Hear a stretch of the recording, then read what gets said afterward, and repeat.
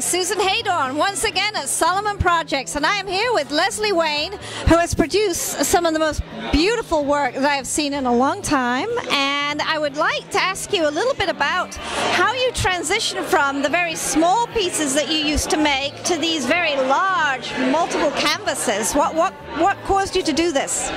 Well, in the little paintings, I was really focused on compressing that heroic gesture of abstract expressionism into a tiny format. So it was about that almost kind of a feminist statement. It's like I can pack a punch into a small painting.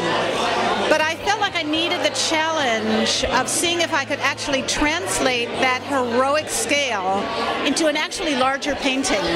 Without going into too much detail, I had been reading an interesting paper by an art historian about imagery in 19th century romantic landscape painting.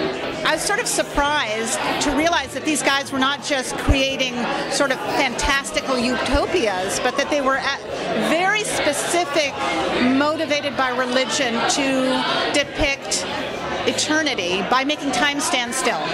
And I thought, well, I'd like to actually create a secular contemporary answer to that work by creating paintings that were not mediated images of landscape, but rather an analogy to being in landscape. Even though there was always an element of geology in the work, that wasn't really the focus of my subject. And I decided with this work to really face that interest and those roots of mine kind of head on. That these are almost landscapes themselves. They're visual manifestations of physical forces, just the compression of large slabs of material, just like you have in nature.